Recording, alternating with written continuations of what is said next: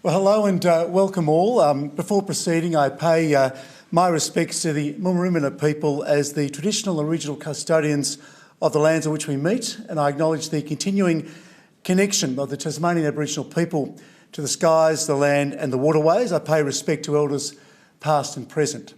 Before we commence with tonight's council meeting, please let us all pause for a quiet moment of reflection and respect.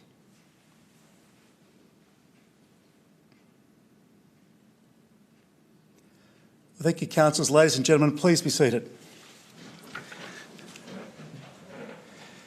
Well, good evening and welcome to the Clarence City Council meeting Monday the 20th of October 2025. This meeting is being broadcast live on YouTube, and what is said in this meeting is not protected by privilege, and there is a link to the agenda papers on Council's website.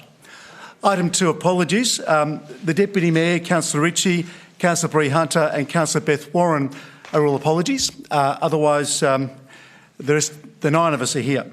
I note that our CEO, Mr Nelson, is not present. I welcome Ms Murrell back to the hot seat as acting CEO, and so welcome Ms Murrell. Item 3, declarations of interest of councillors or close associates. Are there any declarations? Councillor Kennedy. Yes, item 7.6, thank you. Thank you. There being no others, we move now on to the omnibus items. 4.1, confirmation of the minutes. The minutes of the council meeting held on the 29th of September 2025 have been circulated. Are there any issues arising? There being none, we move now on to 4.2, Mayor's communications. The first one is the Mayor's diary from the 30th of September through to today, the 20th of October. And I thank the Deputy Mayor for representing me at those functions as well. Moving on to 4.2.2, the Environmental Health Australia Tasmania Award. So first up, I'm very pleased to announce that Clarence's Environmental Health team was recognised as the best in the state after being awarded the Tasmanian Environmental Health Team of the Year at the annual Environmental Health Australia Tasmania Conference held in Launceston on the 15th of October. So thank you to the team for their role in supporting the health and wellbeing of our community, and congratulations on receiving this top award. I think it's worthy of a round of applause. So.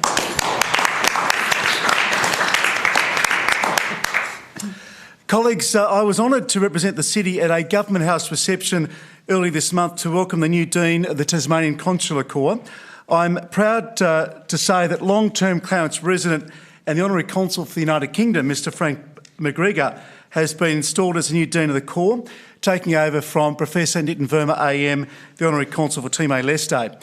So on behalf of the city, I wrote to Mr McGregor extending our congratulations and best wishes on his well-deserved appointment, and I table a copy of that correspondence. And continuing the diplomatic theme, as colleagues will note from my diary, last Monday I met with the Consul General of Japan. Consul General Furura was keen to meet to discuss our more than 4-decade sister city relationship with Akechi and ways that we may be able to strengthen our existing relationship on both the economic and social fronts. Following his visit, I wrote to the Consul General thanking him for his visit and our keenness to work with him to expand existing horizons, including educational and cultural opportunities. So I table a copy of that correspondence as well. I am delighted to share that Coaldale Walnuts of Richmond realised success at the recent Royal Tasmanian Fine Food Awards by winning a silver medal with their new walnut oil in its very first awards entry. And on behalf of the city, I wrote to the owners, Brad and Sophie Ehrlich, to congratulate them, and I table a copy of that correspondence. And while still in the Coal River Valley, I'm delighted to report that Frogmore Creek continues to dominate the national stage in several areas. Their 2024 42 degrees South Pinot Noir recently claimed the prestigious Tasmania Trophy at the 2025 Australian Pinot Noir Challenge. Now, as if that wasn't enough, they were also awarded both the Restaurant of the Year Regional and Best Standalone Restaurant at last week's Hospitality Tasmania 2025 Awards for Excellence. So congratulations to Alan Rousseau and Mr John Brown and the Frogmore Creek team on another outstanding but well-deserved result, and I wrote congratulatory letters to them on both those matters, so I'll table those as well. Thank you. At the same awards night, I'm very pleased to share that the Muddy Yacht Club of Tasmania in Lindisfarne was awarded the Silver Award in the Best RSL Sporting or Community Club category. So to General Manager Tom Cashin, Ash and Belinda, and all the team at the MYCT, congratulations. And I also table that congratulatory letter. Thank you very much. Colleagues, as you may have read in yesterday's Sunday Tasmanian, the senior pastor of the Citywide Baptist Church in Mornington, Mr Matt Garvin, was recently elected the Mission Director of Tasmanian Baptists. Pastor Garvin has been a leading light here in our city, and on behalf of the city, I wrote to congratulate him and wish him well in this new role. I also table a copy of that correspondence. Now, I'm sure we'd always agree it's always rewarding when, through our grants program, we are able to assist aspiring young sportsmen and women. Recently, we provided assistance to Noah and Angus Viney to attend the Touch Football National Youth Championships in Coffs Harbour. Last week, I received the following letter of appreciation from Noah and Angus, and they wrote, "Thank you for your generous contribution towards a trip to Coffs Harbour for Touch Football National Youth Championship. We were really excited to represent Tasmania for the third and second time. We had a great experience, created new friendships and learnt new skills. It was wonderful to play with kids from other parts of our state too.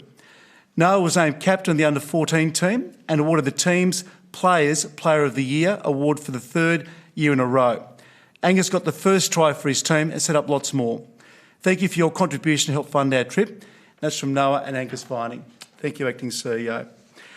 So I thank both Noah and Angus and wish them very well in their future sporting careers.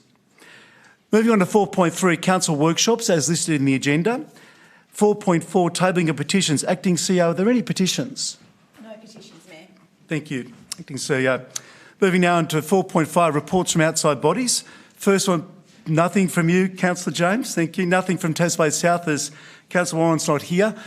Moving on to Taswater Corporations, the Local Government Owners Reference Group Expert Advisory Group, of which I'm a member, met earlier today with Taswater CEO George Theo and members of his executive team. Items that we discussed included the Price and Service Plan 5, SPS 5, capital planning, owner engagement discussion, service introduction. We also discussed the shareholders' letter of expectation very briefly, and we also received a briefing from the Office of the Tasmanian Economic Regulator on the PSP5 investigation. In addition, I'll be attending the Taswater General Meeting in Launceston on the 29th of this month, next Wednesday, and I'll be in a position to provide an update following this meeting. Moving on to the Greater Hobart Committee, the Greater Hobart Mayors met last Wednesday, and amongst several topics we received an update on the Derwent Ferry Expansion Project, and I've asked the Acting CEO to arrange a workshop briefing for all colleagues in the near future because there's some information that's come to light that we all ought to be aware of. Moving now into reports from Council and special committees and other representative bodies, the Community Wellbeing Advisory Committee as listed in the agenda. Are there any other reports for tabling? There being none, we move on to 4.6, the weekly briefing reports. The weekly briefing reports of the 29th of September and the 6th and 13th of October 2025 have been circulated to councillors. Are there any matters arising? Councillor James. Thank you. The first one is in relation to the 29th of September 2025, sandbag work at Pipe Clay Esplanade, Cremorne. On page 5, it refers to the, as part of the staged approach to manage the erosion impacts opposite 35 Pipe Clay Esplanade, temporary sandbags were deployed at this location. Further, it says on Council has submitted in its budget allocation for 25-26 consideration to install a more resilient sandbag structure while Council finalises a coastal study at Pipe Clay Lagoon. And my question is in relation to when do we expect to receive the coastal study at Pipe Clay Lagoon? Thank you, Councillor James. Mr Graham. I'll take that one on notice and provide more information to councillors on the current status of that. Thank you. Councillor James. Thank you. The 13th of October, Rosny Busmore had the scheduled maintenance. The purpose of the weekly briefing report is to update councillors on planned works to improve the cleanliness of the Rosny Bus Mall. Thank you for that. The contractors are able to remove debris from the roof of the shelters to ensure good drainage. So my question is that this is sort of a general cleanliness of Rosny bus mall. Is it intended to provide council with a report on the state of play and the extent to which our contractors are able to remove and keep the rubbish out of one of those shelter sheds? And is it possible for us to receive a cost to council so far, please? Thank you, Councillor Jones. Mr Graham, please. Yes, we'll look at providing it through a weekly briefing report, Mr Mayor. Thank you, Mr Graham. Councillor James, anything else? Thank you, and finally, thank you. 6th of October, and it's in relation to applications currently under appeal on page 17.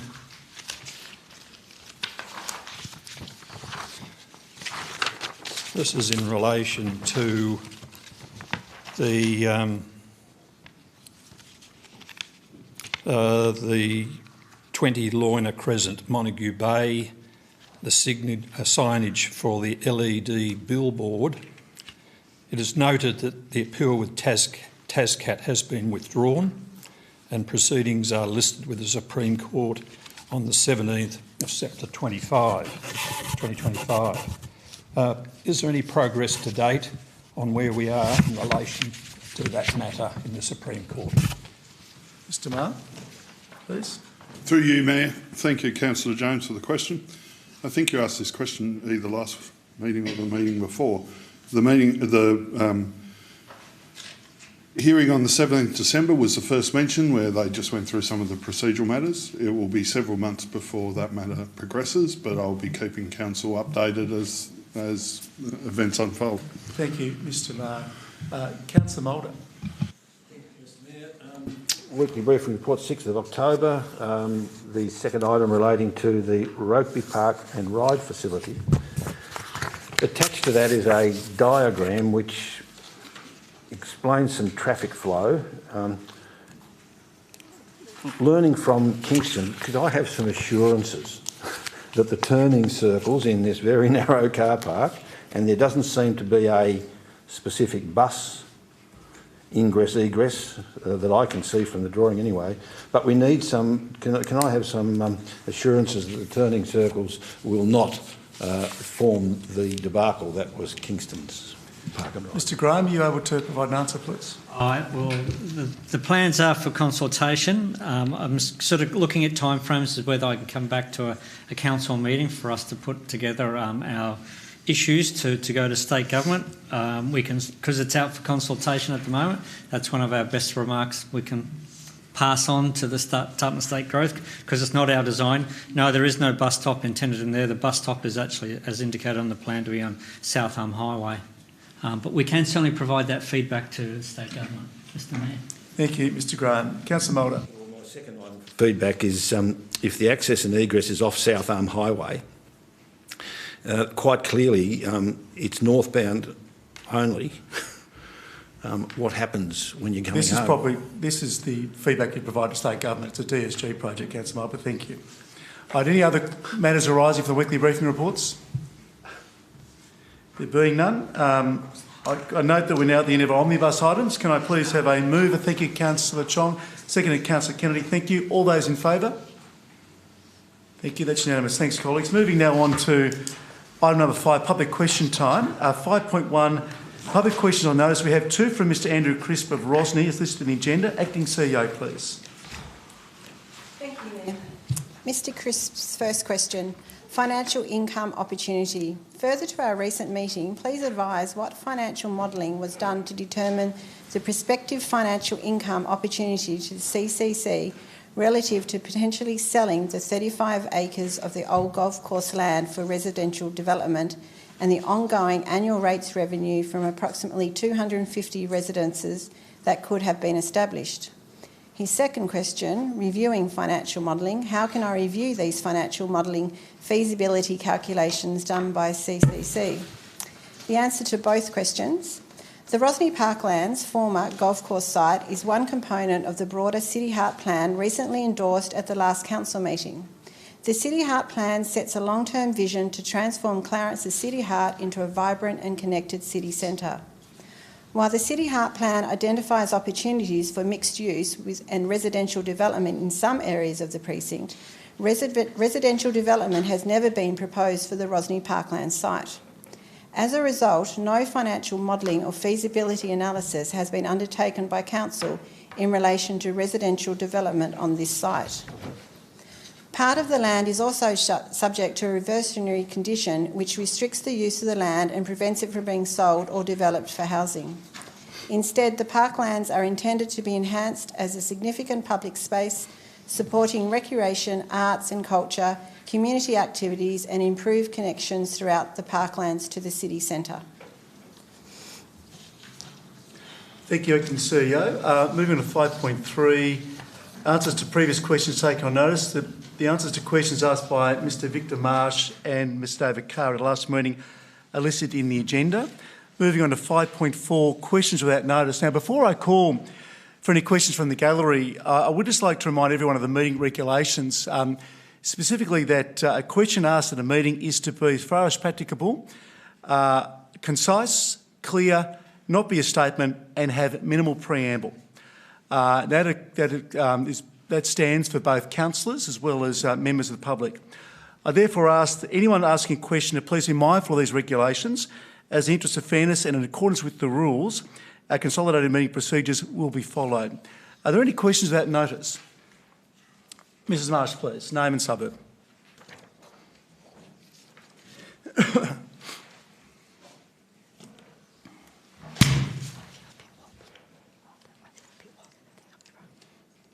Joan Marshbell-Reeve. Now that cricket has resumed at Kangaroo Bay, some spectators are ignoring the no standing signs installed by Council on the Kangaroo Bay Drive boundary fence and obstructing the public footpath. If the footpath is totally obstructed, could Council please remind the community about who is responsible for enforcement of this safety issue? Thank you, Mrs Marsh. Take a seat, please. Mr Brennan, are you able to provide a... All right, thank you. We'll come back to Mrs Marsh on that one. Are there any other questions from the gallery? All right, there being none, we move now on to item number 6, which is deputations by members of the public. Members of the public making a deputation are reminded that they are limited to 3 minutes and a timer will sound at the end of that time. And again, in the interest of fairness, I will strictly enforce the time limit. Acting CEO, the deputations, please.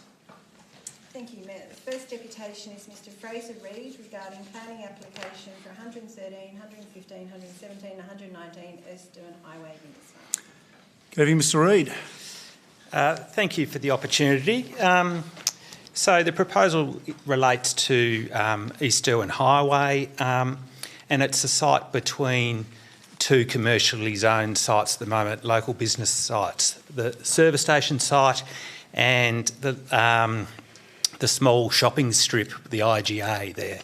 It backs on to the Freemasons' home as well. So the proposal is to rezone that to local business. You have before you the council officer report and we thank the officers for their professional approach and their collaboration through the process.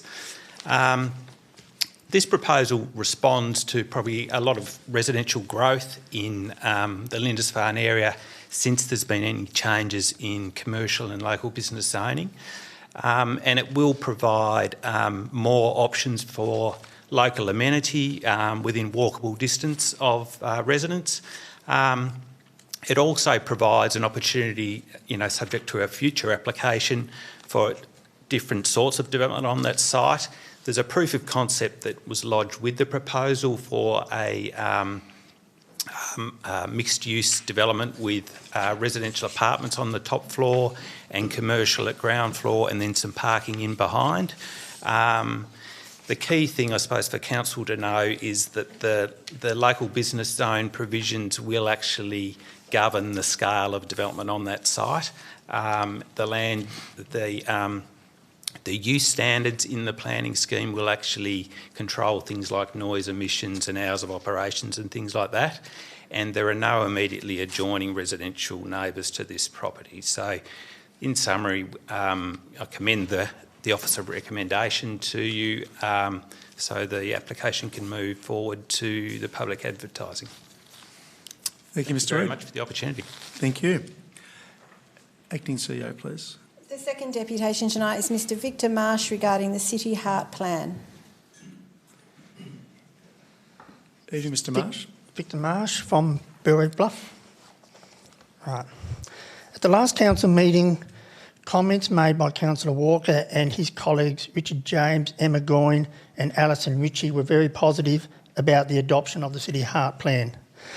The work of the Tracks and Trails team and the Strategic Development, Communication and Engagement team in this achievement is much appreciated.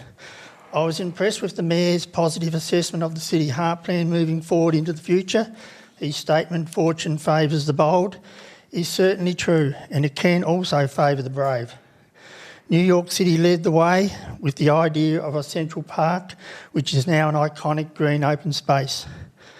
Starting with the approved and funded walking circuit, our park will achieve its full potential with more native flora plantings, attracting a variety of species and community events celebrating the arts.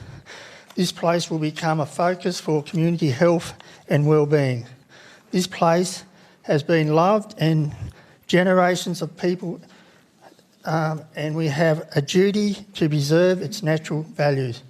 So how fortunate we all are that this beautiful space has been saved from destruction and retained as a public open space, with the High Performance Training Centre being relocated to a more suitable location. Due to the brave campaign by the Save Rosny's Parks group, who recognised that this open space had been highly supported since the first community consultation in 2020.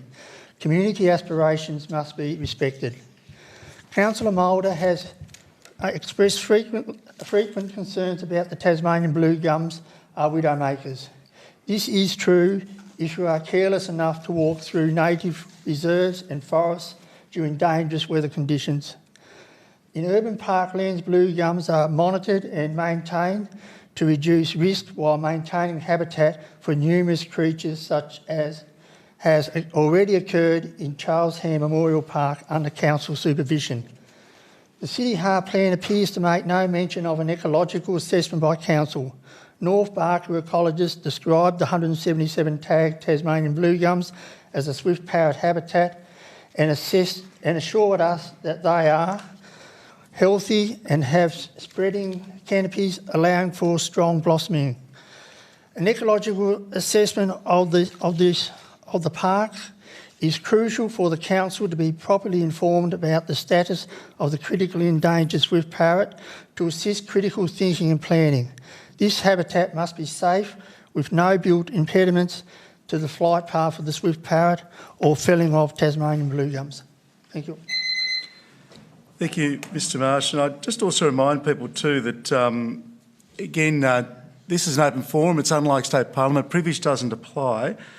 And it is, one has to be very careful, particularly when attributing comments or positions to other members of the public, be they elected officials or members of the general public. So I just caution people against doing that, please, because, as I say, privilege doesn't apply. Third Deputy, please, Acting CEO.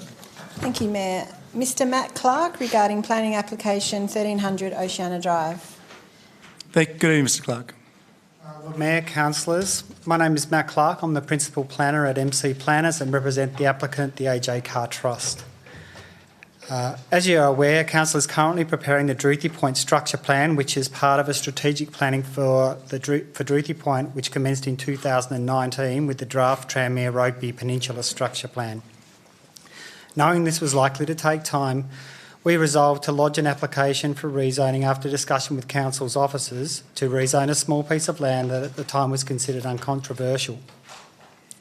The site was easily serviced and Taswater have issued permit conditions, and Council engineers agreed the stormwater design at a meeting on the 30th of September. As you can see, the officer's recommendation is to refuse the rezoning and proposes instead to rezone the land to low density residential. This is a poor outcome for the following reasons. One, the land is service land and under the regional land use strategy should be achieving the highest dwelling yield possible to make the most of those services. The proposed density is at 15 dwellings per hectare, which is also the target of the strategy. But at the low density residential zoning, that drops to half that.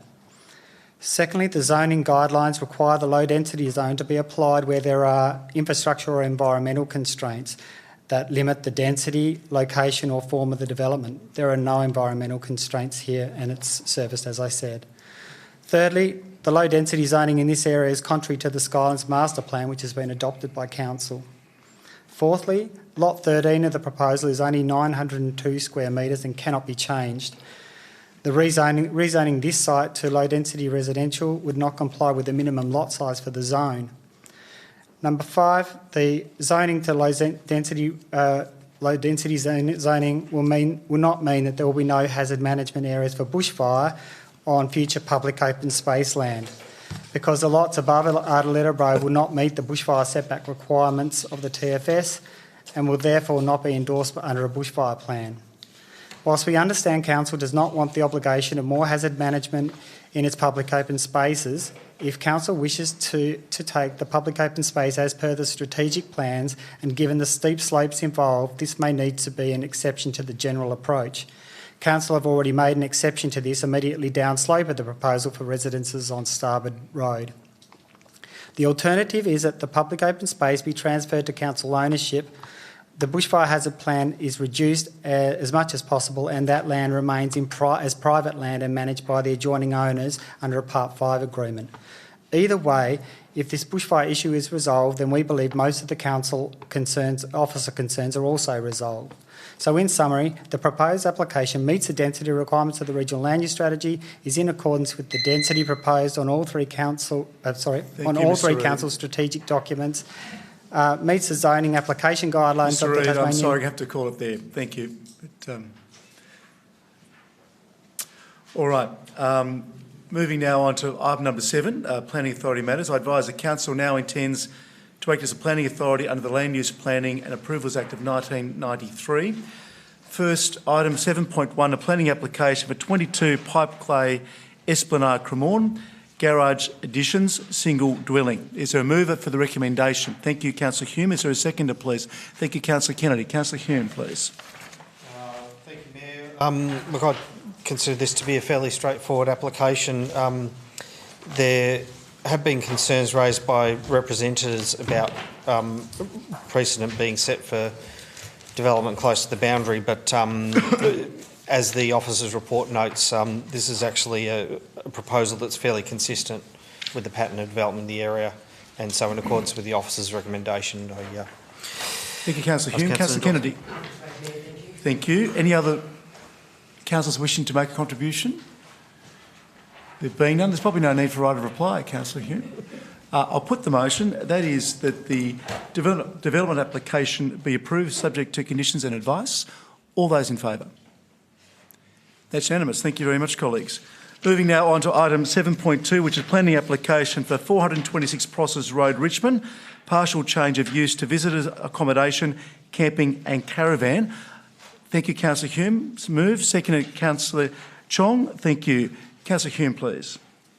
Thank you, Mayor. I appreciated the opportunity a few weeks ago to accept an invitation from Mr Wilcock and Ms Chugg to visit the property, to have a look around. You can see from looking at the property that the area where the camping and accommodation is proposed, and they're going through the HIP camp platform, is fairly well separated, and not just well separated, but also very well screened from other properties. I think a lot of the concerns that have been raised by representatives are somewhat overstated, and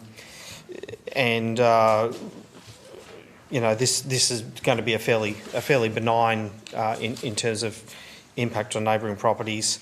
I think it's great that we're encouraging more visitors to the amazing region, the Coal River Valley, and particularly,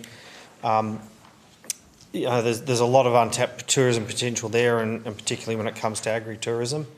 And so I commend the proposal. Thank you. Thank you, Councillor Hume. Councillor Chong, please. Accommodation is in very short supply in the Coal River Valley, and this will be a welcome addition.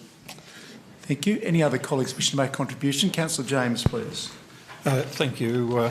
I did contact the owners and advise that I wasn't able to make their meeting on Sunday, last Friday, 17th.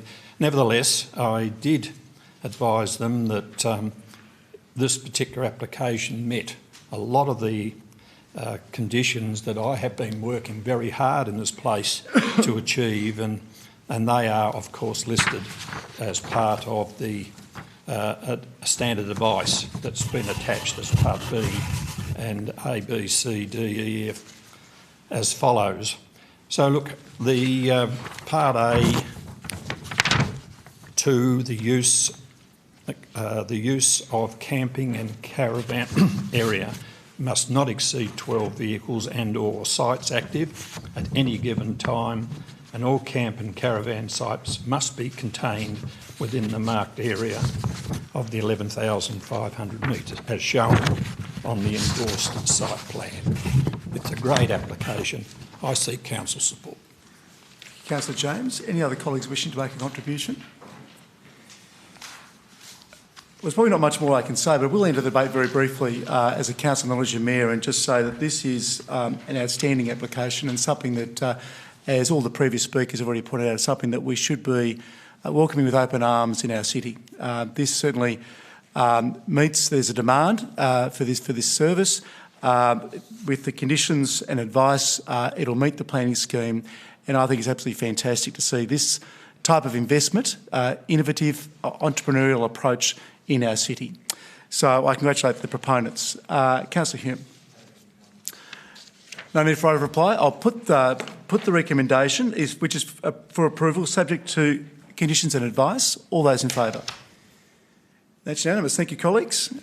Moving now on to 7.3, which is a planning application for 37 Clarence Street, Bellerive, additions and alterations, single dwelling. I'll call for a mover of the recommendation, please. Councillor Hume, you're going to take them all tonight. Is there a seconder? Thank you, Councillor Kennedy. Councillor Hume. On a roll.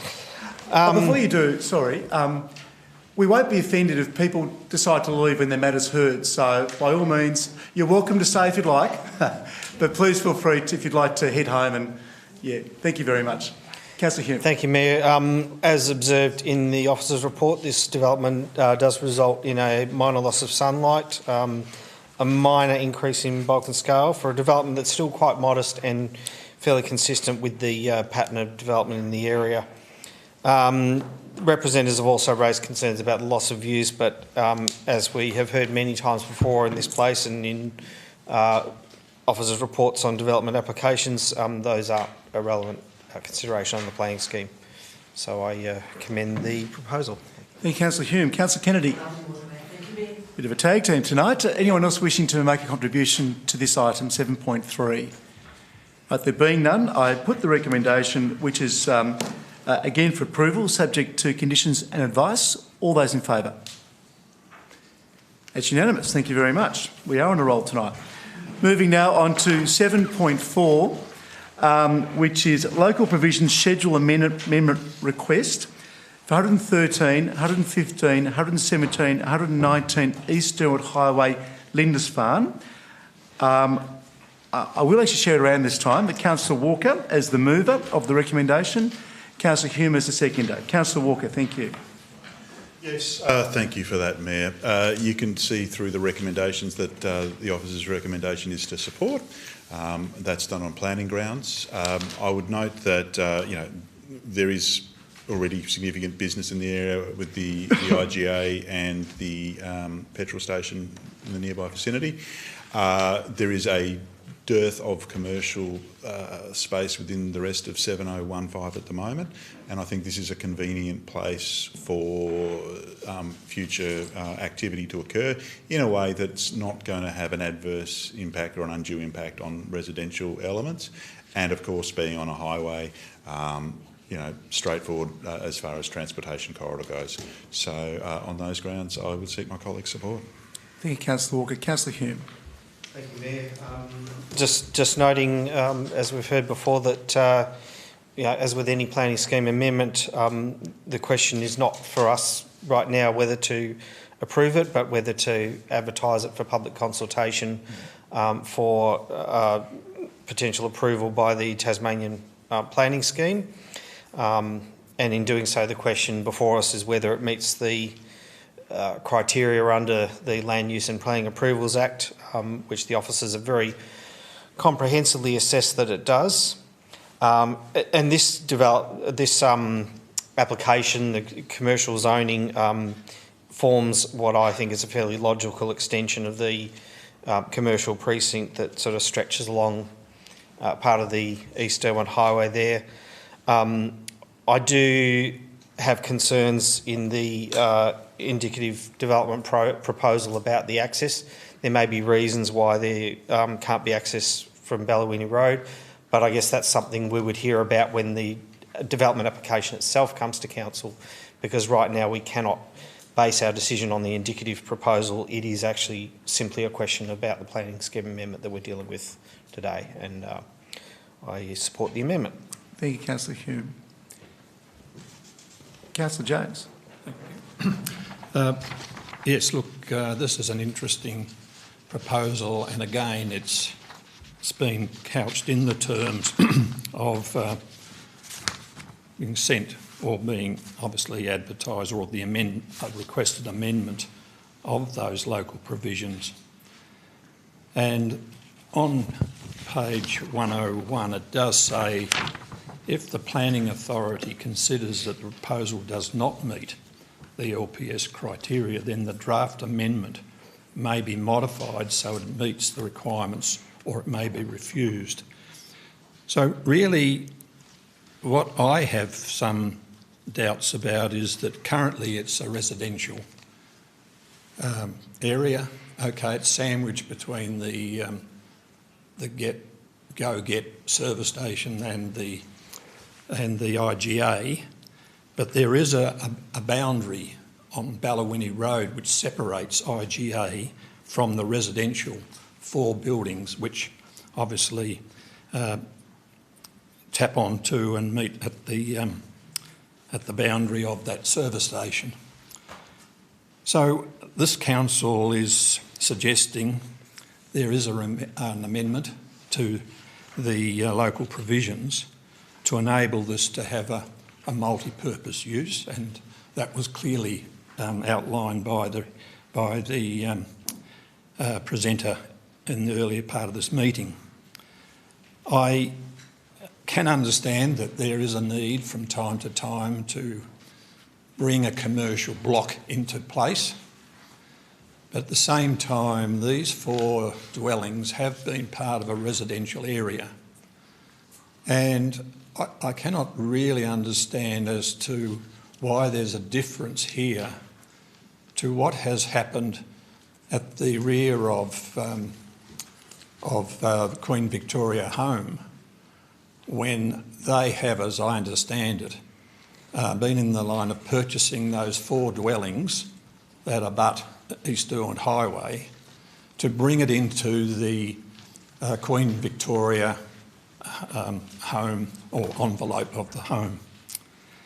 I cannot understand as to why there would be a need to actually seek to have this amendment go forward, as to why the retirement home, which is now called Respect, I think, or may have some intention to incorporate those 4 dwellings as part of their development in the longer term. I don't know if that... James, excuse me a moment. I've given you a lot of latitude here. It goes to relevance. This is a planning matter before the chair. It's not for us to speculate on what Respect may or may not wish to do. Could we please contain your comments to the matter before the chair? Yes, okay, and I will do that. Thank you. So this is an application for us to consider as the planning authority to either support or otherwise for this to proceed. I don't think it's in the best interest of our current zoning, and therefore I will not be supporting this application. Thank you, Councillor James. Any other colleagues wishing to make a contribution? There being none, Councillor Walker, right of reply, please. Thank you, and thank you for the clarification. It was indeed a recommendation from the officers that this go out for further consultation. Not wanting to pre-guess it, but I suspect Ballawinnie comes into the mix because that is a narrow little road with a lot of congestion, and look, again, depending on the activity, looking for an elegant way forward, because it's a street that you need to approach with care during most business hours. So I appreciate everybody's contributions, and I look forward to the wider community contributions on this matter as well. Thank you. Thank you, Councillor Walker. Well, colleagues, I now put the recommendation before us, which is to support the local provision schedule amendment request for those 4 properties on the East Elwood Highway, Lindisfarne. I'll put the recommendation. All those in favour? Against? So carried. Thank you. Moving now on to 7.5, which is a planning application for 22 Ormond Street, Bellerive, 2 multiple dwellings, 1 new and 1 existing. I'll call for a mover of the recommendation, please. Thank you, Councillor Hume. Is there a seconder? Councillor Goyne. Thank you. Councillor Hume, please. Thank you, Mayor. Look, once again, with a lot of development applications that are advertised, we do receive a lot of representations that address matters that aren't relevant to the planning scheme. And I can appreciate that, for the representatives who... Excuse me. Order. Yes, Councillor Jones. You mentioned earlier about preamble and making some points which are basically nothing to do with... Councillor James, there's no point of order, thank you. Councillor Hume, please resume. Thank you. Thank you, Mayor. I can appreciate that, there are certain issues that representatives wish to raise, and sometimes it's a frustration to them that they feel that those matters are dismissed when, in fact, I think we need to sort of help people understand the planning scheme, the way it operates and the way it applies, because they often do so on the basis of this is my concern, without actually realising that it's not something that's addressed. But of the matters that are relevant in this one, we can see that there is some overshadowing that occurs. As the assessment shows, it is minor and not assessed to be unreasonable according to not just the definition of the scheme, but the definition that's been given to unreasonable overshadowing over time by decisions of the tribunal.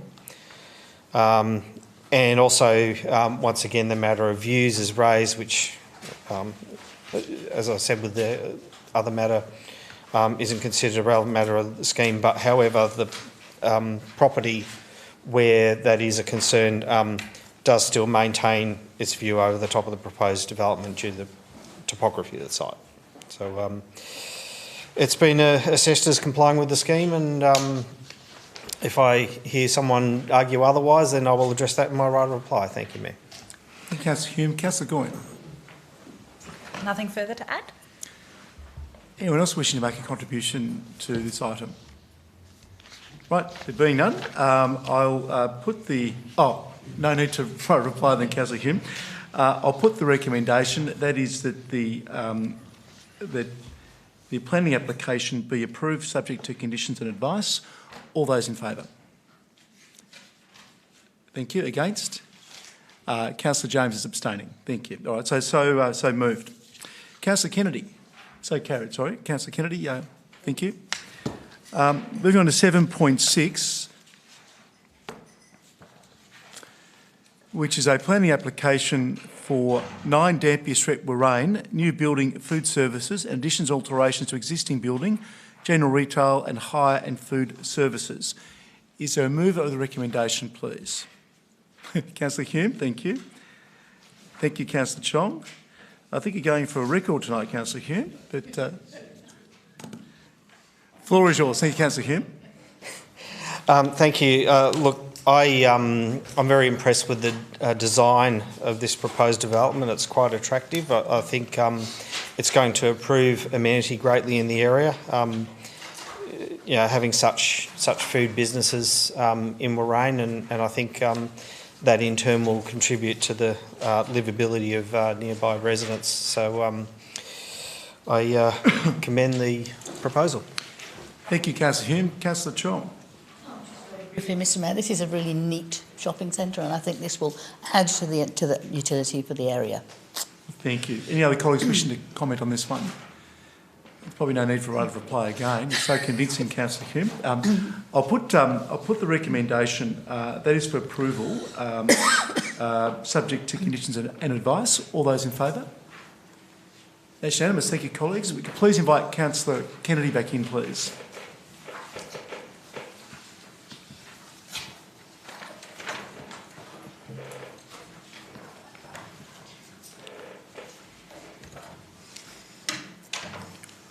Moving now on to 7.7, which is a local provisions schedule amendment, a combined subdivision development request for 1,300 Oceana Drive, Tranmere.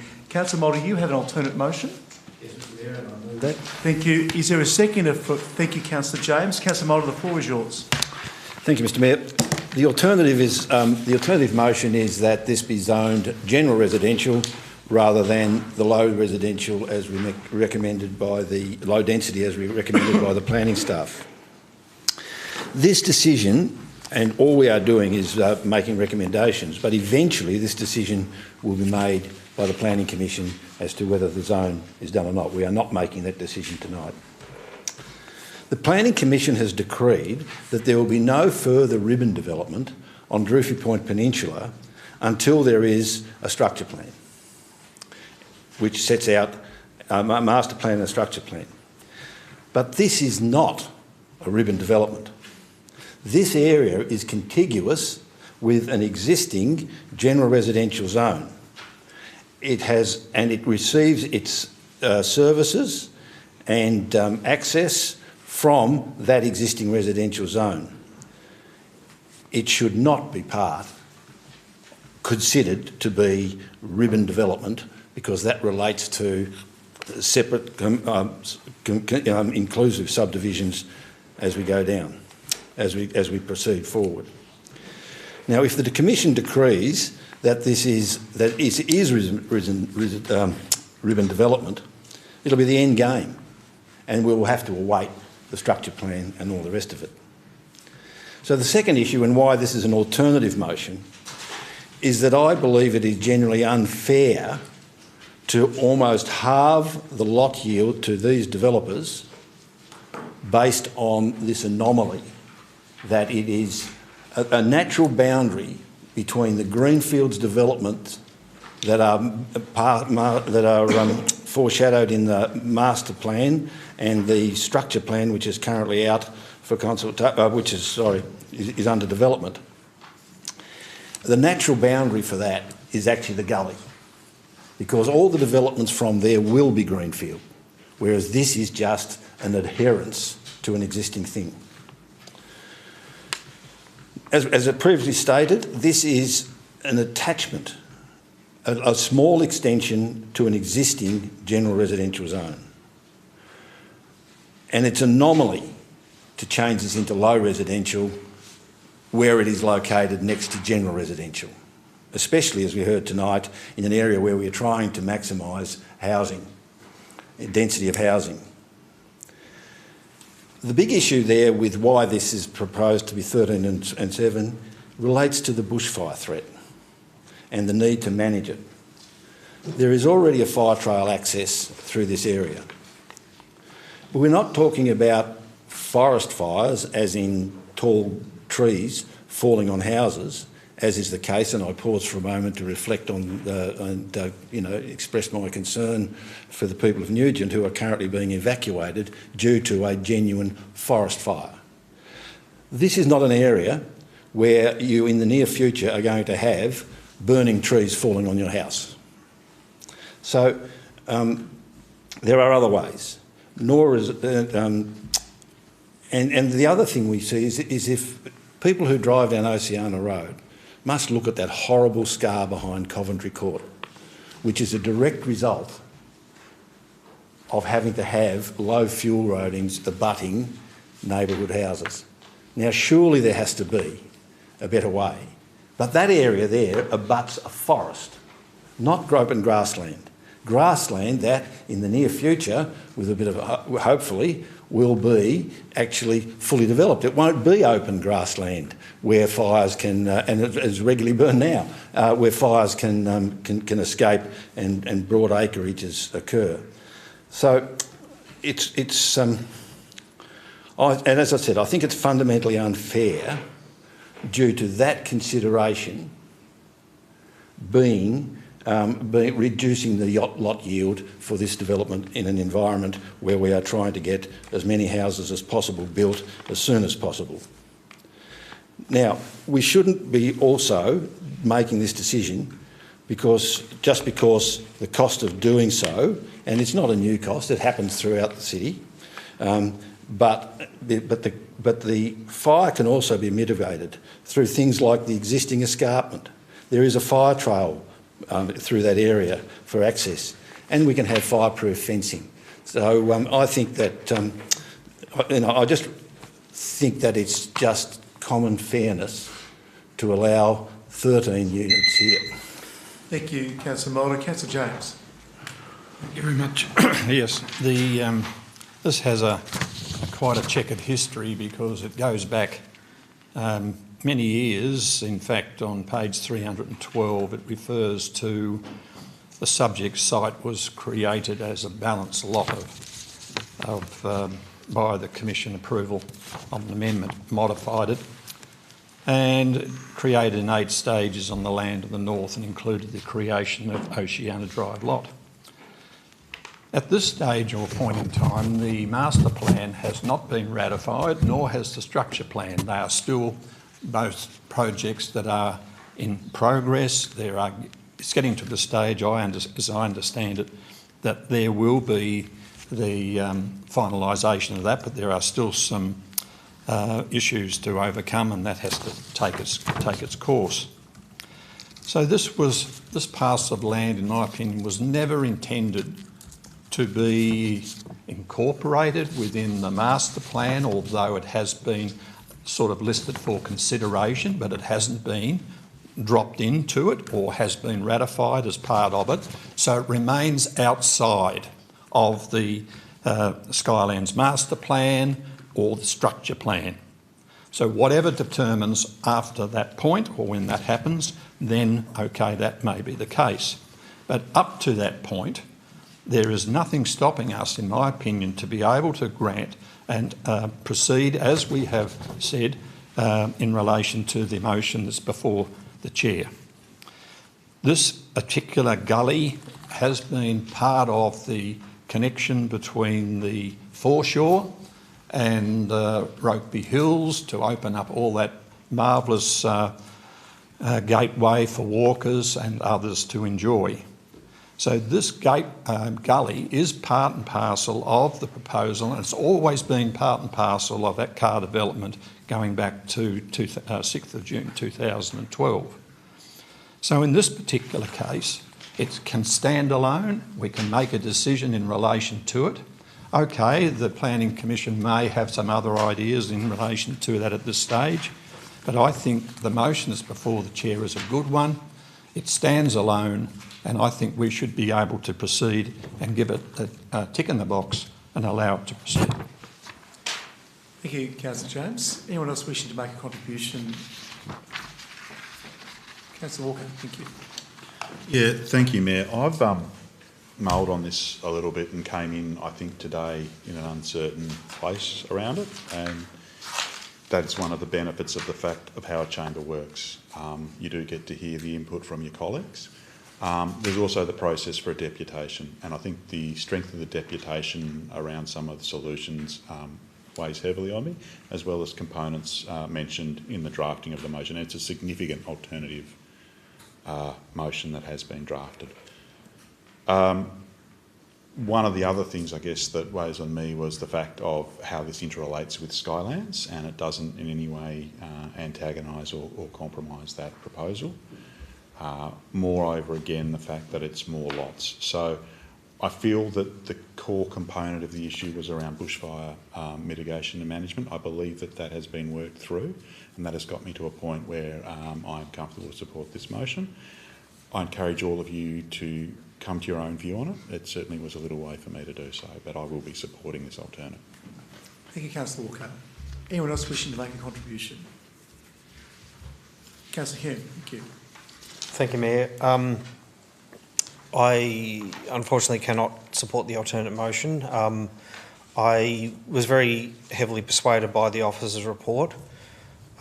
Council did adopt the Skylands Master Plan, and we said that the Druthi Point Structure Plan would be based on the Master Plan, and the officers have fairly comprehensively talked about how this area, which is part of the area covered by the Skylands Master Plan, does not adhere to the principles of it. There is the bushfire management issue, but also, as observed in the officer's report, the issue around it being critical that council stormwater assets are located within public land to minimise inadvertent damage, when they're talking about the stormwater running down the gullies. So those are a couple of issues. There are a number of other issues I identified, but I think we risk by not supporting the officer's recommendation, undermining the principles that underpin the Skylands Master Plan and the future structure plan on which it's going to be based. So you're foreshadowing if this alternate motion is unsuccessful? Yes, I'll move the officer's recommendation. Thank you, Councillor Hume. Councillor Chong. Thank you, Mr. Mayor. Look, like Councillor Walker, I have wrestled with this and watched the agenda brief and so on to try and come to a conclusion. And like Councillor Hume, I can't support the alternate. My logic, I suppose, is based on the fact that we know the Planning Commission has said that no future development can occur until the Druthi Point Structure Plan is in place. Yes, we haven't approved it. We have approved the master plan, and whatever Councillor Mulder suggests that this area should not be covered in the master plan, it is. You can't just extract bits of a plan that we've already approved and decide that you don't like them to be in there any longer. We're well down the track of this structure plan, and I know it's taken a long time, and I'm sure the developer is very frustrated with that process because it's not a quick process. But this will fundamentally change that area when it's approved, and it has the potential to affect the lives of a large number of people. We need to get it right. And I think because of that, we should stick to the fact that there should not be any development in here, as the Commission has said, until this has been approved. Thank you, Councillor Chong. Any other contributions from colleagues? Being the case, Councillor Mulder, right of reply, please. I was hoping that we would get through with another one. There's no need for one. First things first. This area was not developed at the time that the area right next door to it was, because it was on a separate title. Not because of any planning scheme or planning conditions, but because it was on a separate title and the developers chose to wait. After it, that's when the master plan came, when there was a thing. So that's the first thing. Now, the master plan does not say that this area will be future low density or general residential. It says future urban. So whether it's low or high is a question for, the Planning Commission at the subdivision stage. The issues relating to stormwater, that issue remains whether we approve 7 or 13 lots, or whether we recommend 7 or 13 lots. That issue remains. It will come into public hands. And these gullies are important, but nothing in this says anything about doing anything to that gully to do it. And if you've heard me bang on about the importance of these waterways as connections between the skyline trails and the coastal reserves, not only as green belts but also wildlife corridors, yes, it's great important, and it's extremely important that we maintain that gully. And this does nothing about that. When the master plan comes into play, yes, then that will move into public hands, and we can do all the things we could do, whether there are 7 lots or 13 lots on the northern boundary of that gully. So in terms of the master plan, this doesn't change a thing. And I note from Councillor Chong's correspondence that she would also not be able to vote for the officers' plan because of the master plan has to be completed before you can do the 13. That would be the logic of the outcome of your argument. So all I'm saying is that if we're going to do anything, we can maintain all the integrity of the master plan, but we can move this forward. If the Commission decides that it is and should be part of the master plan, then so be it. We'll have to wait until the master plan is developed. And London to a brick, I would suggest that the master plan, the structure plan and the subdivision plans that follow would probably try to make this 13 lots. Thank you, Councillor Mulder. Well, colleagues, I'll put the alternate motion, which is the Local Provision Schedule Amendment request for 1300 Oceana Drive, Tranmere, be approved, subject to conditions outlined in the alternate motion. All those in favour? Those against? So carried. Well, colleagues, that now concludes the deliberations. We now conclude our deliberations of Planning Authority under the Land Use Planning Approvals Act of 1993. Moving on to item 8, down to 8.2, Asset Management, 8.2.1, Environmental and Biodiversity Grants Program. Is there a mover, please, for these? Councillor Goyne, thank you. Councillor Kennedy, seconded. Councillor Goyne. I'm glad to see the further grants to the land care in their work that they're doing with the CAP management, and I hope that that will assist us going forward with our budget inclusions for a CAP management officer. And I think all of these are very worthy recipients, and I hope that colleagues support. Thank you, Councillor Goyne. Councillor Kennedy. Yes, just echoing Councillor Goyne's words. Very worthy recipients. Very happy to support. Thank you. Any other colleagues? Councillor Hume, thank you. Just wanted to ask a question. Yes, very worthy recipients, and great to see these projects going forward. I just wanted to ask through you to the relevant officer what my understanding, if I read the report right, is that not all the funds available were expended, and I'm just wondering what would happen with the remaining funds. Do they get carried over to another funding round? Or? Thank you, Councillor Hume. I'll ask the Acting CEO in the capacity of CFO to answer that. Thank you, Ms Murrell. Through you, Mayor, yes, that is correct. In the next round, those funds will go forward. Okay, thank you. Thank you. Any other colleagues wishing to make a contribution? There being none, Councillor Goyne, the right of reply. All right then, colleagues, thank you. I'll put the recommendation, that is that we approve the distribution of financial grants totalling $26,359.63 in this round of the Environment and Biodiversity Grants Program. All those in favour? That's unanimous. Thank you very much. Moving now on to 8.4 Governance, 8.4.1, which is a discussion paper, Reform of Councillor Allowances and Numbers. There's a recommendation. I'll call for a move of the recommendation, please. Councillor Chong, thank you. Is there a second? Thank you, Councillor Kennedy. Councillor Chong, please. Thank you. I wasn't intending to say anything on this, but there you go. Look, we've discussed this, and I'm quite sure that we don't all agree with the responses. Many of us will put in individual responses for those particular bits that we don't agree with.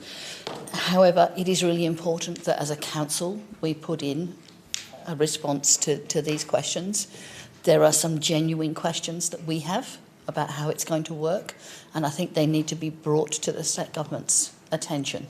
And if we don't put in a response officially, they may easily get lost. So I seek my colleagues' support for this. Thank you, Councillor Chong. Councillor Kennedy? No, thank you, Mayor. Thank you. Any other colleagues wishing to make a contribution? Councillor Hume?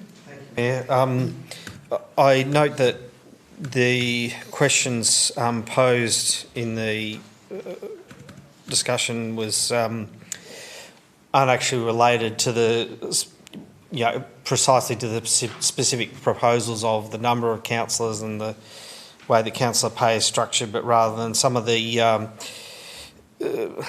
details surrounding that, and I think that's a little bit disappointing because I suspect that's what most people responding will want to talk about.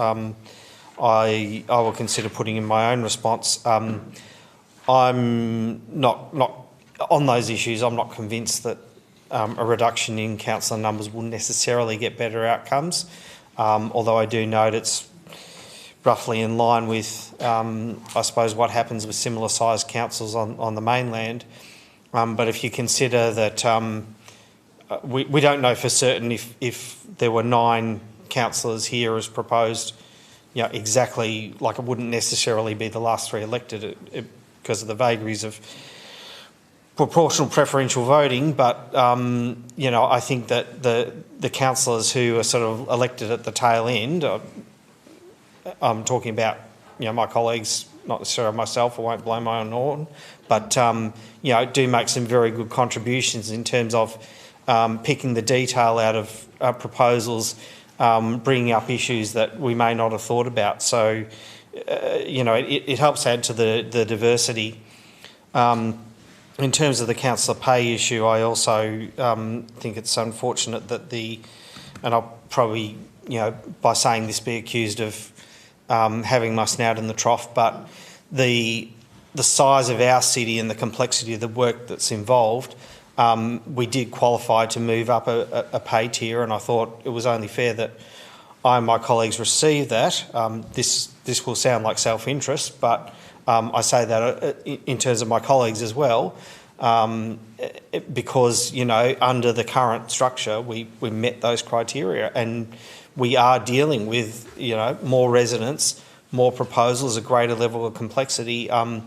We've got a 600-page plus agenda that we had to read through tonight. So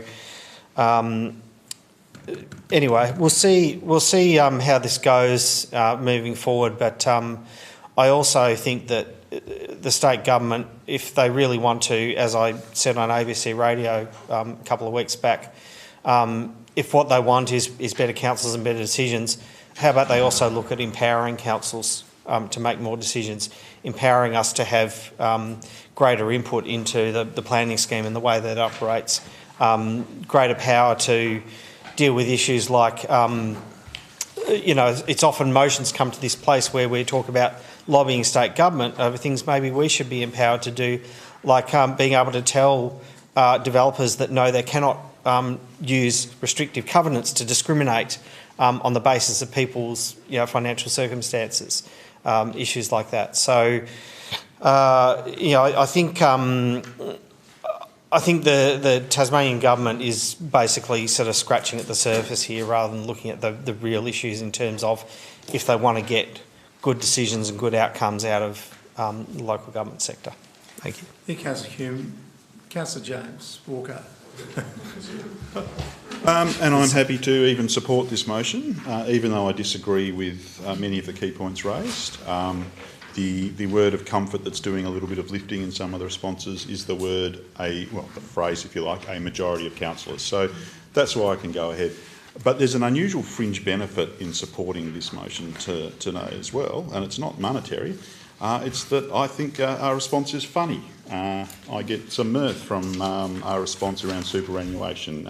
Point 2, a majority of councillors do not consider the current situation, brackets, superannuation being included as part of their current allowance, as equitable or fair on the basis that many councillors were not aware that superannuation is considered to be included within their allowance and therefore do not elect to make specific allocation to superannuation. This means, in effect, that councillors are treated differently from all other category of worker. Well, you can put that amount in. That amount was already factored in nearly 2 decades ago. And it's a very simple process. I was able to do it some years back when I chose to. Fund name, fund account, your name and the quantum. Very quick. And I do consider that the current situation to be the better way forward. You know, they've already stated here that it's gone up to match the equivalent of what would be included if it was on top in the allowance already. So that's already been, if you like, factored in, and we're saying, oh, well, we didn't know that, so it's not fair. Well, it is factored in, and there is a way to utilise it. In fact, you could put your whole allowance potentially in if you were in a fortunate position to be able to do so. I am against making this compulsory. One, that's restricting choice, but two, possibly more concerning, is the fact that is bringing us closer towards the status of employee. We have a unique role. We are stewards, we oversee, and our bosses are not the bureaucracy. Our bosses are the voters that hire and fire us. As we move more towards this sort of status of employee, welcome to enjoying the rest of bureaucratic functions potentially coming down on us. And we are a separate category, and it's important for us to do our job that we try to remain that way. The current situation leaves all the freedom to be able to make a superannuation contribution, point one, and point two, that's already been factored into it. So we are arguing strongly to move closer towards the status of employee and restricting choice. I think that's unwelcome. I think that's unfortunate, but apparently, as for this, a majority of councillors are of a different mindset to me, and that's fine. As has been noted by Councillor Hugh, we are entitled to put our own reports in. Any other colleagues wishing to make a contribution? Councillor Goyne, thank you. As someone who's on a low-income concession card, I must admit the idea of getting a pay increase would absolutely be welcome. As also someone who wasn't aware the super was included and is not in a financial position to contribute it towards the $1,000 super I already have, I would happily forego the pay increase if it means keeping the diversity around the table. Whilst my political views don't align with most of my colleagues most of the time, I do value the fact that we have a very balanced table here, and I think that's relatively unique to Clarence. So, you know, if the option was to forego some money to keep the balance, I would absolutely forego the money. However, I'm aware that that wasn't a part of this discussion paper, and that this is that we're noting the parts of the reform and that we're endorsing the council's submission. So I will be supporting and endorsing. Thank you, Councillor Goyne. Councillor Jones. Thank you, Mr Mayor.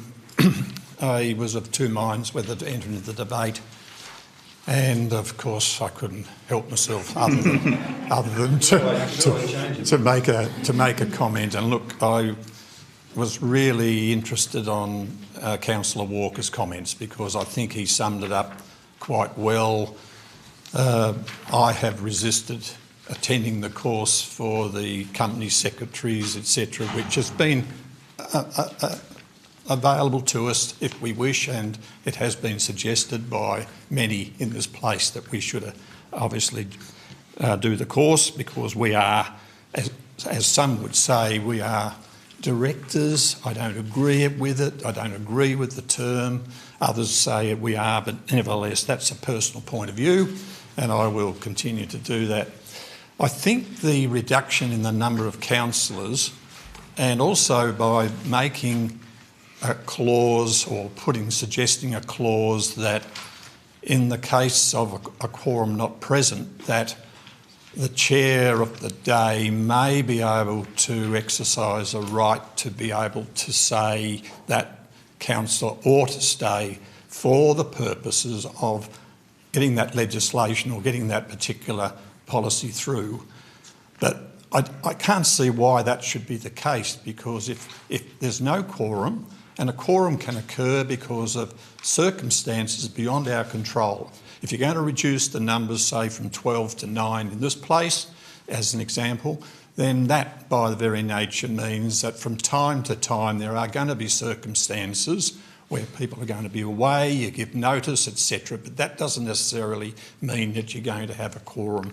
And we've had instances in this place where we haven't had a quorum, and as a result of that, we had to defer the meeting, which was fair enough. I agreed with it at the time because it was necessary to get that shambroad thing discussed as it was at the time. So I'm not sure what the government's about here. I can't see the point of reducing the number of councillors and then giving them a top-up in pay. Okay, the money sounds great, but at the end of the day, the more money you may give, the circumstances may change where a person, through their own circumstances or family issues or other obligations that they did not foresee, then you will still, in my opinion, have an instance where a quorum will not be present. And so I'm really in favour of maintaining the status quo, even though I know Southern Midlands Council is struggling, I think, at election time to get people to come forward. But then again, the very nature of camaraderie and community insight always seems to step into the gap. So look, I think the government really is not pursuing this in the right way. You don't want to hear about me wanting to, as I have been suggesting, a reduction in the number of councillors. If you're going to reduce the number of councillors, then really you may need to consider the number of councils in this place, and I think that is probably where we need to go. But the Liberal government, my understanding, Mr Mayor, is that they're not in favour of compulsory mergers. They want to leave it to the councils themselves to do that, but there's not too many of those that I think that would proceed to go along that course. So I don't think that the government's proposal here is a good one. I'm in favour of the status quo, with the intention in the longer term for the Liberal or government, for that matter, to see the writing on the wall and increase the number of councils, and by means of merger or I won't use the word compulsory, but a little bit of a stick to get them to agree to merging. Thank you, Councillor James. Councillor Darko, do you wish to make a contribution? Councillor Mulder, do you wish to make a contribution? It's quite right to point out that downsizing isn't the thing we were being asked to do. You know, our opinion on that doesn't matter apparently. But we want you to talk about some of the little bits and pieces on the side. So that's what I'll do. The only thing I can say is that for those who think downsizing is a good idea, so they can get some more money, and I'm not saying anyone here does that, but 40%, never forget. We downsized the state parliament. We struggled for years, altogether 40% pay rise, which brought them up a little bit. And ever since then, they've been too frightened to vote themselves another pay rise because of the backlash the 40% did. But they'll impose it on us. In terms of the issues that we've been asked to deal with, I would like to comment that the officers have got a balanced response because, as with all these things, views differ, and that's exactly what they have tried to reflect in these comments, and I commend them for that. We're not coming up with a unified position because there isn't one. On a few things, I would like to suggest that on the quorum matter, I'm not overly fussed about the quorum because the important decisions require an absolute majority anyway. So if you don't have a quorum, you know, then these mechanisms allow you to have a quorum, even though the person can't vote, but you still get that absolute majority requirement. And you might look puzzled. And I'll refer to one council where a decision was made, where an application was made for leave from another councillor, as it turns out, who was suffering from a severe illness, a fatal illness as it was known. And what happened is certain councillors at that meeting left the meeting, so there was not a quorum and the leave couldn't be granted. As a consequence, that councillor missed 3 meetings and was dismissed from council, virtually on his deathbed. Those are the sorts of reasons why we need this capacity to hold a quorum, because of the inherent nature of politics, which sometimes can be quite dirty. So that's my position on the quorum management. So I'm all for something that allows a meeting to continue. In terms of the superannuation, Councillor Walker's right.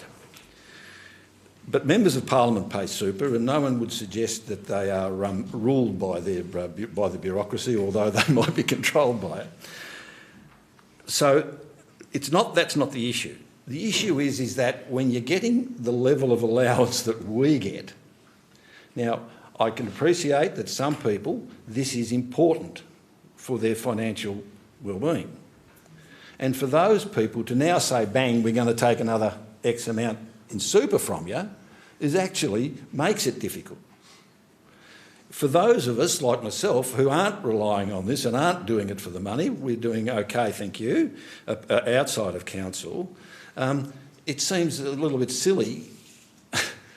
I'm actually on a superannuation benefit at the moment. Why would I be putting more money into a future benefit? So that's why I don't think superannuation shouldn't be compulsory, because it hurts the people who need the money and it does absolutely nothing for the people who don't. And the other issue was if my time hasn't expired.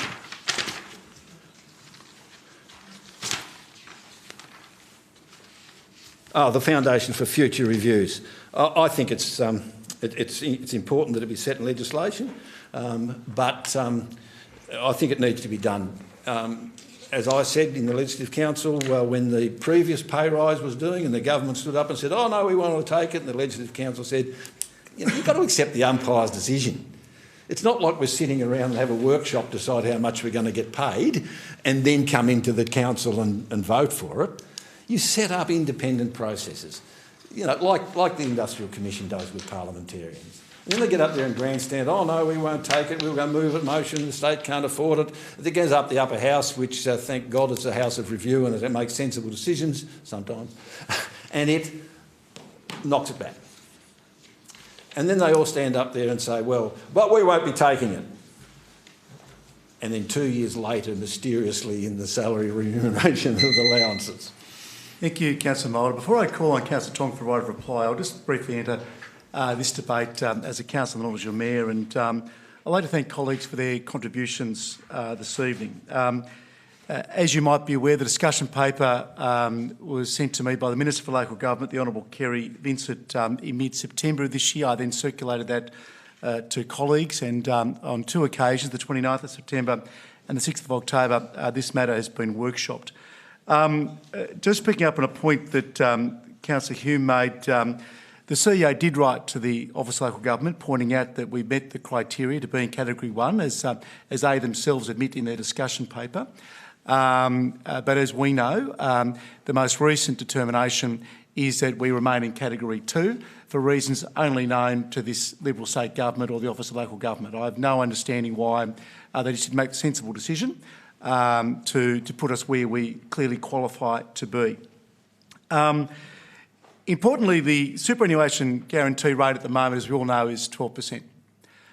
In a contribution made earlier tonight, there was talk that it's already included.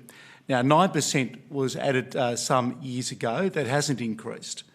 And the selective quoting as well of part of the question response where the comment is this means in effect that councils are treated differently from all other categories of worker. What the council neglected to include was that in brackets following, including directors and state and federal politicians. Now, I have no problem with the professionalisation of our sector. In fact, any review will tell you that there's desperate need to do it. Part of this approach by the government will also reduce across the state 60 councillors. Now, it is always a possibility that if you don't wish to get paid, don't wish to receive your allowance, you can opt out. You can absolutely do that. And if you are fortunate to be re-elected next year, if you seek election, are re-elected, and you don't wish to get paid, well, opt out. The other point too is that the super doesn't come out of your pay, it is on top of, as it is in every other situation, like a director. And I use that term unashamedly because we're a big organisation. We sit in this boardroom here, this chamber, and we make important decisions. We're responsible for 64,000 people. More than 10% of the state live in the great city of Clarence. Our decisions matter, and the professionalism of those making the decisions absolutely matter. So to Councillor James, it's not the secretarial course, it's the Australian Institute of Company Directors course, that I'd strongly recommend everyone, if they have the opportunity, to participate in that, because it is, and indeed some members around this chamber already have. Indeed recently, Councillor Walker availed himself of that opportunity.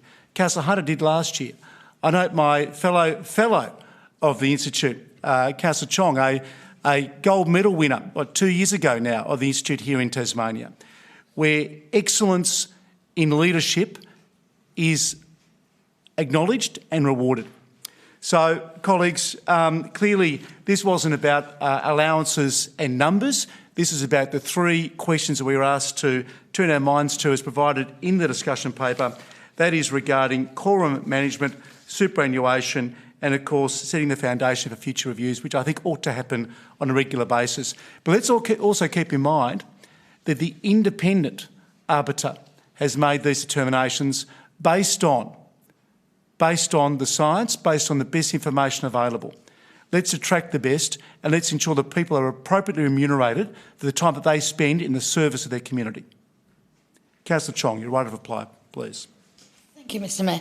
And I guess just to pick up on a couple of things that have been said, there was an online information session this afternoon with the state government at which the numbers were discussed, and generally speaking the responses that they've had so far is that people are happy to have a reduction in councillor numbers, which is interesting. What it will end up like when all the submissions are in and the submissions close, who knows? But that's where they were saying they've got to at the moment. But the three things that they were really interested in getting the information on was superannuation, the quorum management, and whether there should be reviews, which is what this response is about. So I seek my colleagues' support to support this particular response. Thank you, Councillor Chong. Well, I'll put the recommendation. All those in favour? Those against? So carried. Thank you. Moving now on to 8.4.2, and Councillor Walker, you have an alternate amended motion. Thank you. Is there a seconder? Thank you, Councillor James. Councillor Walker, thank you. The floor is yours. Thank you very much, and I'm sure you'll use your judgment as to whether this is a matter that should just be handled as a whole motion or whether it might be better seriatim. I make no comment on that at this point. Look, first thing I want to do is credit the staff for compiling the strategic plan document. It reads easily, it's not overly verbose. Now, I would personally have preferred to involve a facilitator or consultant like we did in 2015. That was an involved process, half-day sessions, really, if you like, blue skying the whole entity and going forward. And one of the reasons I say that, I'm not usually one for navel-gazing by any stretch of the imagination, but this is a pretty important document. If you consider it, it's the fundamental document of council in many ways. This document, I'm not the emperor. It's pretty far from where I would have a strategic plan. And my amended motion is a watered-down improvement rather than a wholesale change. The first bit, as noted in point A, yes, providing for the health, safety, welfare is to be changed in relation to the insertion of the word appropriate. Now, I've watered down the word appropriate from the word I would prefer, which is, appropriately, I've watered that down from judiciously.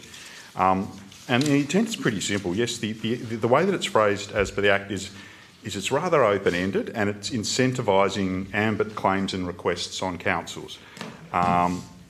That's certainly how it reads. And I think the insertion of appropriately is a fairly meek guardrail. And in the absence of, in the absence of doing this, then we'd be effectively silent on whether we inappropriately provide for the health, safety and welfare. In relation to point B, some would say, all the pillars matter and the ordering is irrelevant. And if you are of that point of view, that's fine. But if you are, then surely there's no harm in changing the order. But I actually do think the order matters. I do not believe the fundamental purpose for local government's existence is well-being. Councils are monopoly providers of a range of services, and ratepayers see our key purpose is to provide quality, reliable services from the rates that we take from them. In my experience, this is the aspect that causes the most consternation and friction if deliveries fall short of community expectations. Another strategy and delivery, the strategy and delivery pillar rather, I think is also a high order of importance again. And I'd reinforce this point. As you look at each of the pillars in the document, I'm not suggesting any changing of any of the points whatsoever. It's about the order.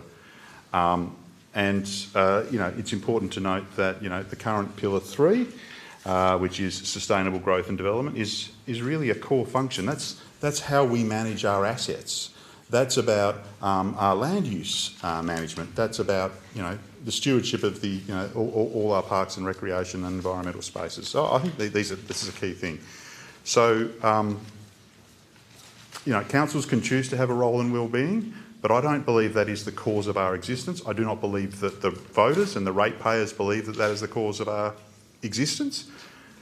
If we want to go out and campaign at the next election that is a more important thing than traditional service delivery, well, I guess people are free to do so. That's what I guess the way that I would interpret the pillars in the document that is listed in the agenda. So my alternate motion is a meek, moderate, mild-toast amendment, and I seek your support. Councillor James. Thank you, Mr Mayor. And may I say I spent a couple of hours with Councillor Walker over the weekend, and I thank him when I suggested we change judiciously to appropriately, because I think it does come over well, much better, in my opinion anyway. Look at that document. For some years now, we've sat through, a number of us in this place, and it has been bulky. In fairness, we have spent many hours with a facilitator, and I enjoy any meeting or any opportunity where there's a facilitator to guide us and get us involved in the discussion. I don't think we have as many of those as we used to in the past, but then again, I'm a bit of a dinosaur in this place, so I'm prepared to accept that we move on and come up with something like this. This is excellent because it actually hits at the KISS principle, and what you can say in 20 pages, in my opinion, is really worth it rather than 160. So look, it's a great document. I also am fully endorsing those pillar numbers as Part B of the recommendation. I'm of the view, and this is my personal view, that strategy and delivery are really number one, sustainable growth, number two, etc. Culture and place and wellbeing and belonging. They're all great, and I understand how that circular movement on that in this document works, and some will say that by having wellbeing and belonging there at the top and being number one, okay, but then again, it does identify that strategy and delivery is number four, and sustainable growth number 3, etc., etc.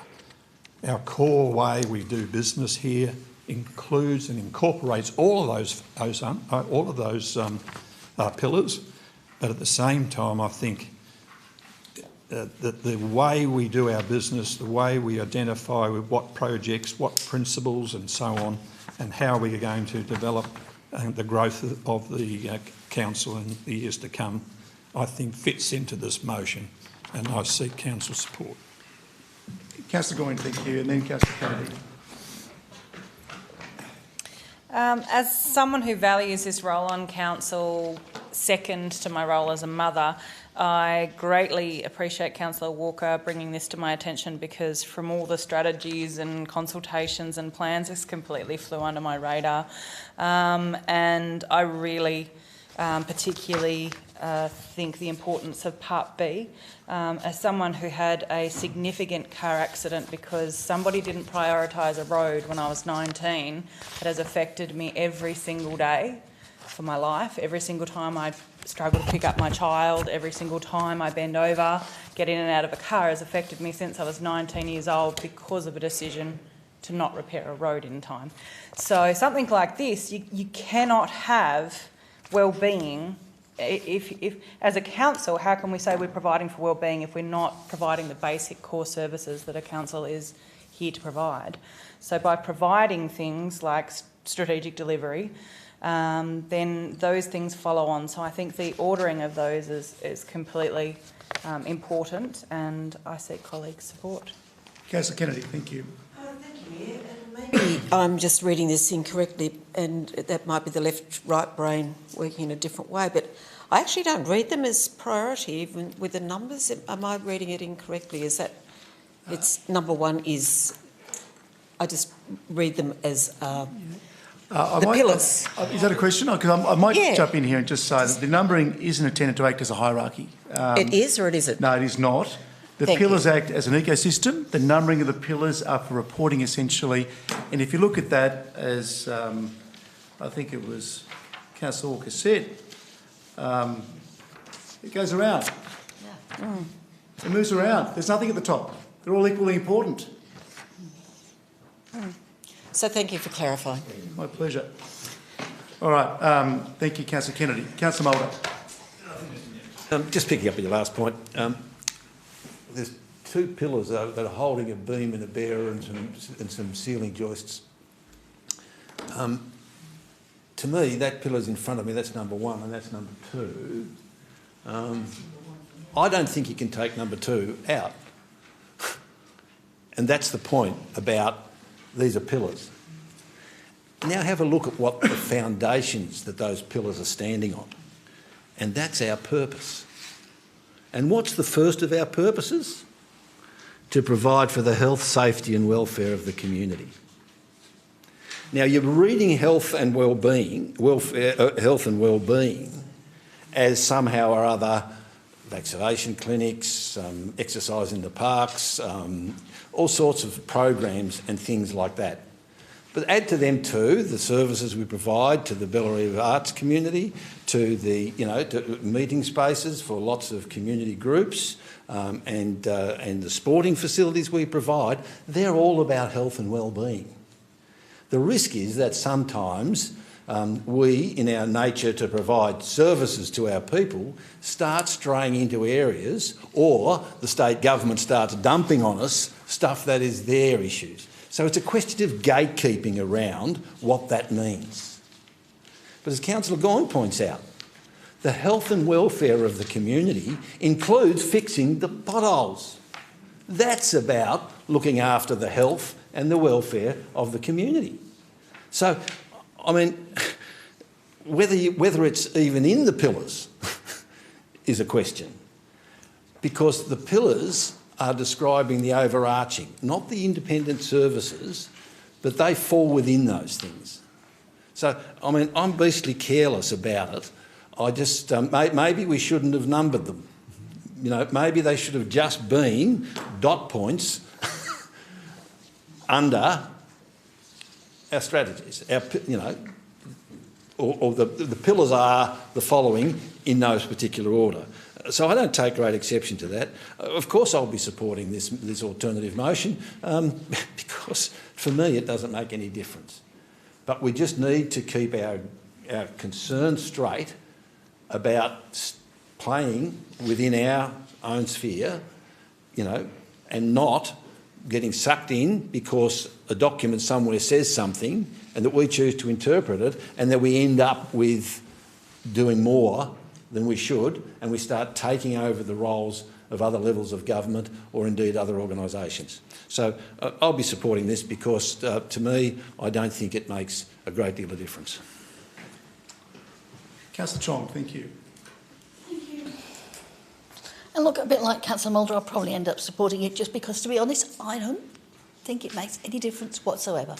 I absolutely believe that the 4 areas are so interrelated that it doesn't matter. You could have them in one long list. It really doesn't matter. They are not a hierarchy of need or a hierarchy of provision of services from us.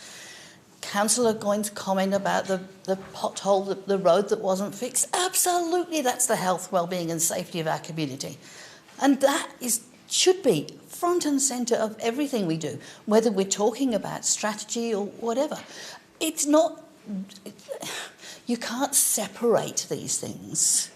You can focus on particular areas at particular times. And we do that when we look at the budget, we do that when we look at our 10-year plans. We decide where we want to focus in particular areas. But we can never ignore the others. They're an integrated form and we need to reflect that. Do we call health and wellbeing and belonging Pillar 4? Who cares? Seriously? As long as the work gets done and we recognise that that work needs to be done, it'll make Councillor Walker less stressed about the fact that it's in there. I'm probably going to support it. Thank you, Councillor Chong. Councillor Hume. Similar to Councillor Walker and Councillor Chong, I don't think it really matters either. But having said that, I do note that Councillor Walker said in his contribution, if you don't think it matters, then it's not going to hurt to change it. So, yeah, recognising that, I'll happily endorse the change. In terms of adding the word appropriately, look, I don't know if that'll make a lot of difference in terms of what services we choose to provide when we focus on the health, safety and welfare of the community. I suspect that Councillor Walker may have actually had a particular program in mind when he suggested inserting that word, but I would hope that all the services we provide, we consider them to be appropriate before endorsing them. Having said that, I don't think it hurts the plan to make these changes.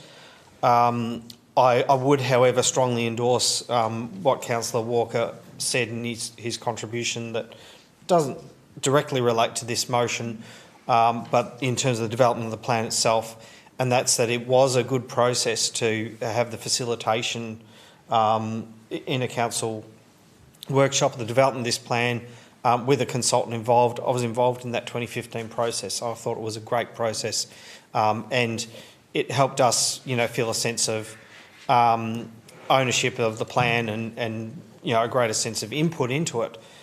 Having said that, this the original motion with these amendments is to put the plan out to consultation. There are still plenty more opportunities to change the plan. As we go through the process in accordance with the consultation that we received back. Thank you. Thank you, Councillor Hume. Councillor Darko. Thank you. I'll be brief. So on point A, happy to support appropriately because I think it's redundant there. And with B, I think that the existing order is better because we represent people, we represent humans, we don't represent concrete. And sometimes people lose sight of that. That said, it doesn't really make much of a difference. They're meant to be equal, and perhaps they should have been in alphabetical order without numbers. Thank you, Councillor Darko. Well, colleagues, I'll enter into the debate as a council knowledge of mayor, and for something that doesn't really matter, it's incredible that all of us have had something to say on this evening. But what I will say is that this revised strategic plan has been, as we know, subject to workshops, internal key stakeholder engagement, and which has resulted in amendments. The Act requires us to undertake community consultation. That really is what this recommendation is about. And there's a fantastic strategic consultation plan as attachment 2 to our papers tonight. So I'd just like to firstly congratulate Ms Wicks and her team. Ms Marl and her executive team and everyone involved, because it has been a really thorough process. In response to someone else calling it bulky, well, hello, it's 9 pages. I mean, this has been streamlined. This has been workshopped with not only us, but also, as I said, executive team members and members throughout the organisation. It is actually ascribing and aligning itself very nicely with the KISS principle. 9 pages. I mean, look at that, we've had 600 pages to read tonight. 9 of them have been absolutely fantastic. Not taken away from anything else in the reports. But the 4 strategic pillars, as outlined in our strategic plan, define what matters most to our community. Now, they exist in an ecosystem, as I said earlier in answer to Councillor Kennedy. Sure, knock yourself out, move them around. But this has been workshopped, and I find it, and I appreciate Councillor Walker was not here last time, wasn't able to participate because of IT issues and where he was at that time. But this is now going into public consultation to look to make these type of changes that don't really matter, to me, seem redundant. However appropriate some people may consider them to be. So I congratulate the team for a fantastic revised strategic plan, acknowledge the work that's gone into it. It really, and it takes so much effort to boil something down, as they've done, to 9 pages, with all the beautiful graphics and everything else. It really is a quality document.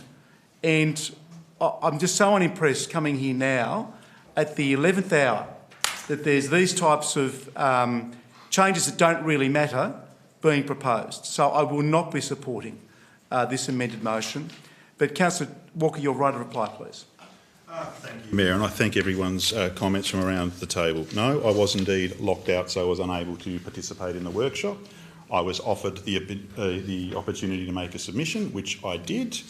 I awaited to see the impact of my submission, and on seeing no impact, with us being the planning and deciding authority, I worked and notified on Friday that I would be doing this. Again, no wholesale changes. No wholesale changes. The only wording change is the word appropriately. All the pillars are there. Some pillory around the table might be suggested, as occurred tonight. I'll put it to the side, and the community might wish to engage in more. But again, I can be a curmudgeon. I can be councillor analogue. That's fine. But services are what we are paid to do. That is the fundamental expectation of the community, and that is why I believe it should be the first thing in the document. Again, people have said the order doesn't matter because they're all interconnected and crucial. That's great. This isn't adulterating that in any other way. It's just putting, it's just a reordering and the word appropriately. Now, for the comfort of Councillor Hume, Mayor, I would say this appropriately is not me looking to revisit some particular wars that I revisit every budget. It's more about signalling when we're approached to do things, because often council is seen as sometimes the saviour of last resort, and a whole lot of things are put to us to do and provide that do not sit within our bailiwick. So I think that word appropriately sitting there does matter for that reason. I do seek your support, and I'll settle for your ambivalence. Thank you, Councillor Walker. I'll put the amended motion as before us. All those in favour? Those against? So carried. Moving now on to item 9. There are no motions on notice. On to 10, questions on notice. 10.3, answers to questions without notice, previous council meeting as listed in the agenda. Now 10.4, questions without notice. Are there any questions from the floor, starting with Councillor Moulder this evening? I have one. The Droopy Point structure plan, which has completed community consultation, as I understood, was to be now going to the landowners for further comment on the community consultation. That has been at that status now for, I think, about 6 or 7 weeks. Could we have any progress as to, and from my knowledge, the landowners haven't been consulted yet, Could I have some indication of why this hasn't occurred yet, and if so, when is it going to? Thank you, Councillor Moulder. Mr Maher, please. Through you, Mayor. Thank you, Councillor Moulder, for the question. The simple matter is we haven't resolved the contractual matter to move forward on it at this stage. We've gone back and forth and we haven't solved it as yet. I hope to have it resolved in the next couple of weeks. Thank you, Mr Maher. Councillor Hume. Thank you, Mayor. I have two questions tonight. The first one is, does Council have any policies on the use of artificial intelligence by Council officers in conducting their work, and do we know the extent to which it is used? They don't need artificial intelligence. Mr Hanneman, is it welcome? Thank you for joining us this evening from the other room.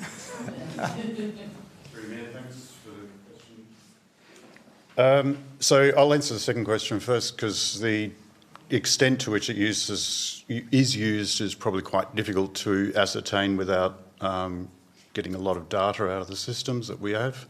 But we estimate it's about anything that's used that's not already part of our platforms is about 20 to 25% of staff using some form of AI that assists them with language, with research, or that similar kind of things as that. We don't have any evidence, or haven't found any evidence at all of its use in decision making. As to a policy, working towards a policy which will be guided by our vendors, particularly our cybersecurity vendors and other partners. As we work towards that, we're currently developing a AI usage guide for staff that covers off on things like appropriate use, safety, security, and privacy matters. Thank you, Mr Hanneman. Second question, Councillor Hume. Sir, and second question, Tasmania has the lowest ratio of childcare places to children of any state or territory in Australia, as we've heard in a recent briefing. Do we have any data on the unmet demand for early childhood education and care that's specific to Clarence? I note that Ms Coburn's not here tonight, but Mr Harris, the acting CEO, thank you. Ms Murray, thank you. Through you, Mayor, I think you have some information on that. Currently our Rosny Childcare Centre, which is early learning, it has 340 waiting on the waiting list, and for our out-of-school hours care, we have 40 per day in some centres. The areas where we're seeing the greatest demand is in South Arm, Gilston Bay, Risdon area and Harritramie. Thank you. Councillor James, any questions from you this evening? Yes, thank you. Firstly,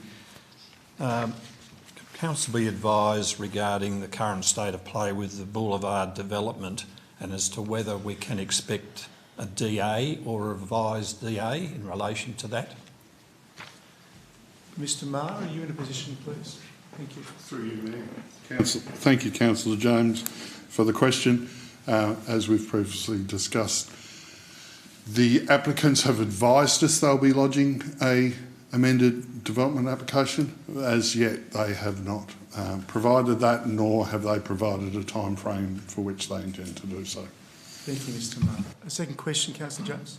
In regard to the Little Howrah Beach master plan, I understand that has been through the consultation, and we have now obviously moving towards a funding or looking in that direction. Could I please be advised as to whether or not the consultation has completed and that there would be a submission, I would have thought, for the deliberation in the budget for the 26-27 financial year? Well, consultation has finished. Mr Graham, are you able to put more information? Yes, we presented that at the last workshop, and it highly likely will come to the next council meeting for approval of the master plan. And we've started the budget process, and we'll just see what projects. But as advised in the at the workshop, the first thing that council's already adopted funds to do a coastal hazards assessment of that thing. So that's probably what we will most likely do underway in sort of next next year, in a sense, to inform what future projects might be. Thank you, Mr Graham. Councillor Walker. Thank you. Councillor Goyne. Put you unaware there. Always. About a month ago, the flooring at the end of the Dorans Road jetty came loose, and it is now, with the current wild weather conditions, now rocking and rolling and pretty wild. I believe council were contacted about a month ago, and the marine MAST, whatever that acronym is for, sorry, my brain is past my bedtime, said that they thought that the council would have fixed it by now. Can I get an ETA on the repairs? Thank you, Councillor Goyne. Mr Graham? I have no information on that, so I'll follow through with my officers. Thank you. Councillor Goyne, a second question. In the 8th of September meeting, I asked a second time about the water quality report for the Lauderdale Canal. We also had a workshop around that, and it was discussed there that we were in negotiations with the landowner, the Crown, in regards to the lease. Do we have an update on that and the possible releasing of the water quality report of the Lauderdale Canal? Thank you. Mr Graham?